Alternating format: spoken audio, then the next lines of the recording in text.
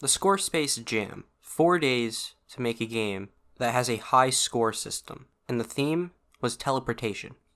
I started off with thinking about making a game that was kind of similar to Fruit Ninja, except instead of you slicing fruit or blocks or whatever, I would have the character teleport between walls as the objects shot up from the bottom of the screen. The problem with this idea is then it feels way too much like Fruit Ninja. I don't ever like ripping ideas from people, and I always want to make it kind of unique, so I threw that away, but I kind of kept a similar concept for what I had next. My next idea was to have the player once again teleport from different walls.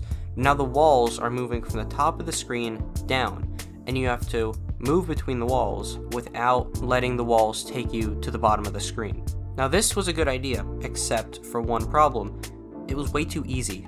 You could just click around and jump between walls forever to get points or last for the longest time. That was way too easy. So then I decided to implement a points mechanic. This mechanic would require you to cross over points between your jumps. These points would add to your total score, and then whenever you lose, how many points you had would be your high score. I liked this idea, but once again, it was way too easy. If you wanted to lose, the only possible way to lose was to let the walls drag you to the bottom of the screen. I decided to make a system where the amount of points you have currently on screen matters. If you have 5 points on your screen, you're safe. But if you have 6 points, it's game over. You cannot have more than 5 points on screen at a time. And I thought this was a good idea as it added a extra sense of urgency to the game. So that was the overall premise of my game. You click to move the character around the scene by having him teleport to the different walls, and you gotta jump over points to actually collect them. Let me explain how I went about doing this. So here's an image of my character Rig. The square you're seeing is the player. He doesn't do much, but I have 2 game objects attached to this square. One is a pivot point. This just looks toward where the mouse is so it knows which direction to jump in, and the second game object fires a raycast. If you don't know what a raycast is, it's essentially an invisible laser that shoots out into space and reports back on what it hits. I use this to figure out which wall to teleport to. Essentially, wherever you'd click, it would fire a raycast in the direction of your mouse, and if it hits a wall, it would just set the player's position to where the raycast hit. I also added this neat little trail effect to the block, and I was actually really happy about how this actually came out because it just looked so nice. It just looked really nice. I did this by using the line component in Unity, and I essentially set one end of it to where the player's first position was, and the other end to where the player ended up, and I just had it flash for a minute, and it just looked so nice. Next up were the points, these little yellow squares with these particle effects. What I had to do is I had to fire a second raycast. I had to fire 2 raycasts every time the player clicked. One would only detect walls because it's on a separate layer mask. If you don't know what a layer mask is, it's essentially a layer which you can choose to let the raycast ignore, so that way one raycast can hover over points so it doesn't detect them, and it can actually detect where the player should end up, and the second one will detect when it hits a point so it knows to collect the point. Now the points are pretty simple. I basically had them spawn on the screen in random positions every so seconds, and if the player went over them, it would delete it from the scene and add a point to your score. So I had a pretty good game at this point, although my game was missing some aesthetic stuff, namely like a whole title screen.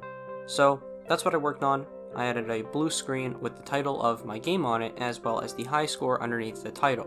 I also included a how to play button, which would take you to a screen which would show you how to play the game. In between each of these scenes, I also included a transition that I made. I've never worked with transitions in Unity before. Usually I just do either the cut or just a fade to black, but this time I wanted to do like a sweep transition, and I thought that looked really nice for the game.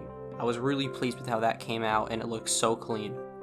Now, submitting the project went a little rough, so I uploaded it to itch.io with no issues at all. It was about maybe like 6 hours before it actually ended or something, or like 3 hours before submissions actually ended, but we had to upload it to a second website.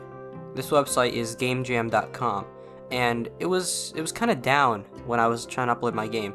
The game wasn't uploading, which freaked a lot of people out. I was in the Discord at the time, and people were throwing questions. Eventually, GameJam.com, we just didn't use that and just ended up doing it completely on itch. But I was refreshing the page for a good 15 minutes trying to upload my game, and it just didn't work. So now it's up, but before, when I was trying to upload it, perfect timing, it was completely down. In the case for this jam, 3 winners are picked. Use top 3 games. These games are sent over to live streamers to play the games live, and they pick which game they think was the best, which one they found the most fun, and then they compete to see who can get the highest score on it.